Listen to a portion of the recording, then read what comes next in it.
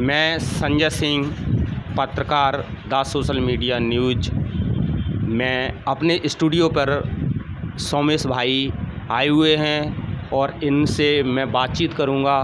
सोमेश भाई अम्बा विधानसभा से आज़ाद पार्टी के संभावित प्रत्याशी हैं। ये अम्बा विधानसभा में इनका कार्य बहुत अच्छा है। ये बहुत अच्छा वर्क करते हैं, गरीबों के लिए काम करते हैं, शोषित, वंचित, मजलूम, लाचार लोगों के लिए ये कार्य कर रहे हैं और उनके दुख दर्द में ये हमेशा शामिल होते हैं। सोमेश भाई एक ऐसे प्रत्याशी हैं जो गरीबों के बीच से उभर कर आए हुए हैं। ये प्रत्याशी गरीबों के लिए काम करते हैं। जहाँ भी गरीबों पे अन्याय अत्याचार होता है वहाँ पर इन्हें पता चलते ही ये बहुत जल्दी वहाँ पर पहुँच जाते हैं। सोमेश भाई ने कई बार जो गरीब, मजलूम, दबे कुचले लोगों पर अन्याय अत्याचार हुआ उनकी एफआईआर करवाई और एफआईआर करवाने के बाद इन पर उन लोगों के बहुत दबाव आए, बहुत ज़्यादा संख्या में इनको प्रेशर दिया कि आप ऐसा नहीं करवाएंगे। फिर भी सोमेश भाई ने बराबर काम करते रहे और गरीबों की मदद करते रहे। हमारे चैनल को लाइक करें, सब्सक्राइब करें, शेयर करें, कमेंट करें। ये आपसे हमारा अनुरोध है, निवेदन है। आप लोग हमारे चैनल को सब्सक्राइब करें, शेयर करें। हाँ सोमेश भाई, अब आप बताएं कि आप क्या आपकी रूपरेखा है विधानसभा के अंदर। आप अपना नाम बताएं, एड्रेस बताएं और पद बताएं। मैं सोमेश आज़ाद। सबसे पहले तो मेरा नाम सोमेश आज़ाद है, विधानसभा अध्यक्ष आज़ाद समाज पार्टी भीम आर्मी से हूँ और अभी फ़िलहाल मैं संभावित प्रत्याशी के तौर पर अपना वर्क भी चल रहा है। सबसे पहले अपने महापुरुषों को नमन करते हुए, जैसे ज्योतिराव फूले, भगवान बुद्ध, संत रविदास जी, डॉक्टर बी.आर. अम्बेडकर, माता सावित्रीबाई और संत कमल साहिब जी, इन महापुरुषों को नमन करते हुए मैं आगे बात रखता हूँ, क्योंकि महापुरुषों के वजह से ही आज जो कुछ हैं वो हम यहाँ पर बैठे हैं, उन्हीं की वजह से है। सोमेश भाई, आप ये बताएं कि जहाँ पर आप गरीब, दबे कुचली महिलाओं के लिए जो बहुत ज़्यादा पीड़ित हैं, यहाँ पर शिक्षा से वंचित होती जा रही हैं, उनके लिए आप क्या करोगे? जो शिक्षा से वंचित हैं, एक तो कारण है अपने लोगों पर संसाधन ना होना, ठीक है, और एक तो शिक्षा के संसाधन ना होना, और दूसरी बात कि एक तो गवर्नमेंट स्कूलों में पढ़ाई भी नहीं हो रही है। आपको सबको पता होना चाहिए, जो भी दर्शक देख रहे हैं। तो गवर्नमेंट स्कूल में पढ़ाई बराबर होती है। गवर्नमेंट स्कूल में टीचर बहुत अच्छे हैं। वो गवर्नमेंट स्कूल के टीचर एक परीक्षा फाइट करके आते हैं। प्राइवेट स्कूल के टीचर परीक्षा फाइट किए हुए नहीं होते। 10वीं 12वीं के जो किसी काम के नहीं होते वो प्राइवेटों में पढ़ाते हैं। सही मायने में सरकारी स्कूलों में अच्छे टीचर हैं, अपन उनसे पढ़वा नहीं पाते, उनसे अपनी रिश्तेदारियाँ निभाते हैं और ये कहते हैं ये हमारा दोस्त है, उसकी कभी कोई शिकायत नहीं करते। प्राइवेट स्कूलों में बहुत अच्छी पढ़ाई होती है। सोमेश भाई, आप इस पर मार्गदर्शन दें लोगों को। बता रहा हूँ कि जैसे कि आप बता रहे हैं कि वो पता है कि वो अच्छे पढ़े लिखे आते हैं लोग और फाइट भी करते परीक्षा, पर सत्ता के कारण आपको पता होगा, अभी कोरोना काल में देखा होगा कि उन लोगों पर जो कोरोना में इंजेक्शन लग रहे थे उस जगह पर उन पर चौकीदारियां करवाई गई थी। ये सत्ता का 2 साल के अंदर कितने गरीबों के बच्चे, गरीबों के नहीं सबके ही बच्चों पर कितना बुरा असर पड़ा था पढ़ाई के मामले में, हम सब ने देखा था। तो मेन चीज़ है कि सत्ता जिस दिन हमारे हाथ में आएगी तो हम महिला और बच्चों के लिए, और जो गवर्नमेंट स्कूल में ये हो रहा है, जो चौकीदारी करने पर लगा दिए जाते हैं, वो चौकीदारी नहीं करेंगे, वो सिर्फ शिक्षा के क्षेत्र में ही काम करेंगे। और ये सत्ता के कारण ही हो रहा है। आप सब देख रहे होंगे, बेशक पढ़े लिखे लोग हैं ये, पर इन लोगों से कल बोला जाएगा कि आप गोबर डालो, तो ये सरकार गोबर भी डलवा सकती है। ये हम सब देख रहे हैं और ये सत्य है और सत्य को छुपाया नहीं जा सकता।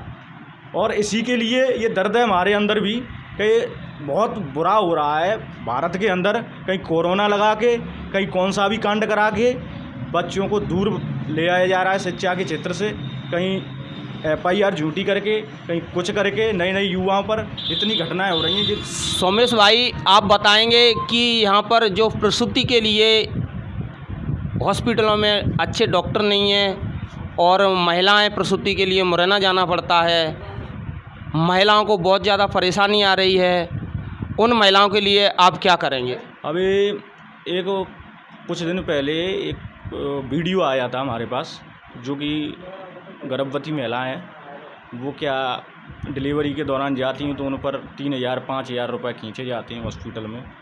तो उसका वीडियो डायरेक्ट हमको दिखा और तुरंत हमने एक्शन लिया और उनको निलंबित भी किया गया था।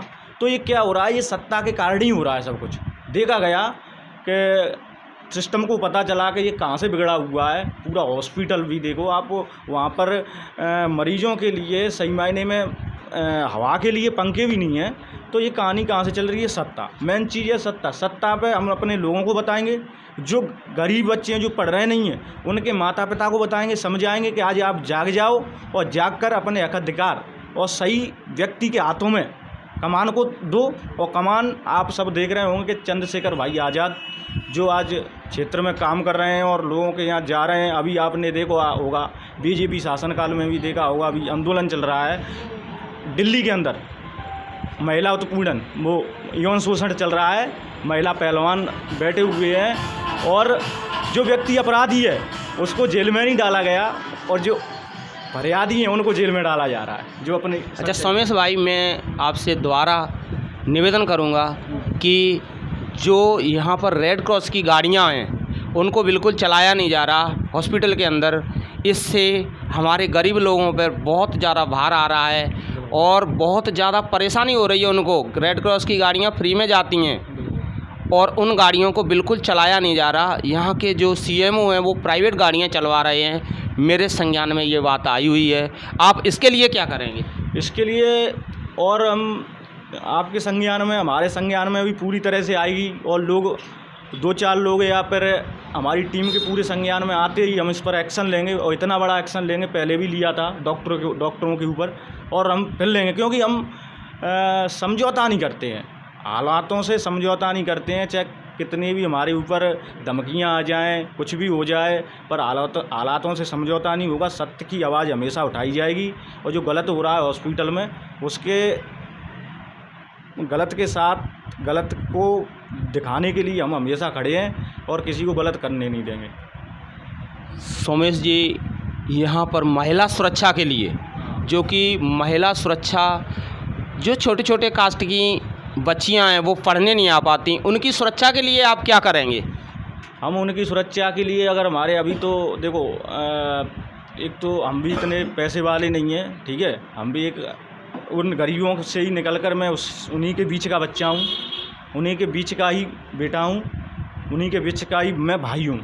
तो अभी तो उन्हीं जैसा हूँ। फिर क्या है कि मेरे पास थोड़ा ज्ञान है, तो उस ज्ञान को देखते हुए किसी के साथ गलत होता है तो मैं पढ़ के बता देता हूँ कि भाई साहब तुम्हारे साथ गलत होता है, और हम लोग उनके साथ खड़े रहते हैं। और महिला की बात आती है सुरक्षा की, तो उनके लिए हम मजबूत होते ही वो सुरक्षा देंगे कि कोई आँख उठाकर, कितना भी गुंडा हो, कितना भी बड़ा गुंडा हो, कोई आँख उठाकर चलते हुए रोड पर भी आँख उठाकर नहीं देख सकता। इतनी बड़ी सुरक्षा कर देंगे अगर हम मजबूत होते हैं। तो मजबूत होने पर अभी भी आपको पता होगा कि कहीं भी हमारी बहनों के साथ अन्य अत्याचार होता है, जैसे कि मनीषा वाल्मीकि के साथ हुआ था। रातों रात में उस बेटी को जला दिया गया था, रेप कर कर उस बेटी को, इसी बीजेपी सरकार में।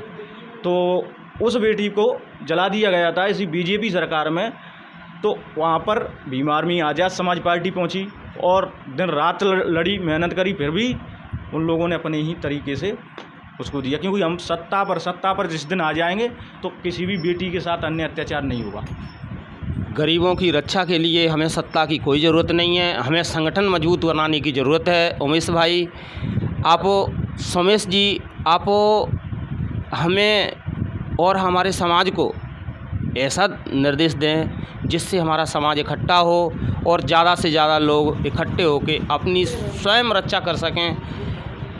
जब लोग अपनी स्वयं की रक्षा करने लगते हैं तब संगठन और ज़्यादा मजबूत होता है। इसके लिए आप काम करें। बिल्कुल, हम इसके लिए भी स्वयं के लिए भी उनको मजबूत करने के लिए कोशिश कर रहे हैं। जहाँ तक है तहाँ तक उनको स्वयं तभी मजबूत होगा वो व्यक्ति कि बाबा साहब ने एक मंत्र दिया है, शिक्षित बनो, संगठित रहो, संघर्ष करो। जब तक हम शिक्षित नहीं होंगे तब तक हमारी शक्ति का पता ही नहीं चलेगा। एक कहानी होगी, क्योंकि मैं बताऊंगा इसमें तो बहुत समय लगेगा, क्योंकि एक शेर था। तो सोमेश भाई, आप सही कह रहे हो कि पढ़ें लिखें, मगर हमारे समाज में तो हर गांव में एक एक गुमटी लगी है दारू की। वो के जो कि बाहुबली हैं, बाहुबली लोग एक एक गुमटी लगवा दिए हैं, जुआ केंद्र बनवा दिए हैं। हमारा पैसा तो इसी में चला जाता है। इसके लिए आप क्या करेंगे? देखो, जो मदरा है, मदरा का सेवन हो रहा है, इसके लिए भी बहुत बड़ा कदम उठाया जाएगा, क्योंकि नशा से ही हमारा समाज बर्बाद हो रहा है। ये सत्य है कि बहुत सी बहनें विधवा हो रही हैं और घर बर्बाद हो रहे हैं, क्योंकि एक्सीडेंट हो जाते हैं, दारू पीते हैं और रोड पर 2-4 दिन बाद कहीं ना कहीं घटनाएं हो रही हैं। तो हम जाकर गांव में कैडर लगाएंगे, कोशिश करेंगे, समझाएंगे कि भाई इससे दूर रहिए। और इतना ही कर सकते हैं कि समझा सकते हैं। और पहली बात तो जो क्या है कि सिस्टम एक ऐसा बिगड़ा हुआ है कि वो तो लोग चाहते हैं कि ये लोग नशे में पड़े रहें। जिस दिन इनके हक अधिकार की बात आएगी तो ये तो नशे में ही पड़े हैं, तो इनको पता ही नहीं है, तो इसलिए वो लोग चाहते हैं। पर हम कोशिश करेंगे कि हमारे लोग नशे में नहीं, जागरूक होकर अपनी शक्ति को पहचानें। ठीक है, आपने बहुत अच्छी बात बताई कि हम इसके लिए आंदोलन चलाएंगे और अच्छे लोगों से समझाएंगे। ये आपने बहुत अच्छा कहा।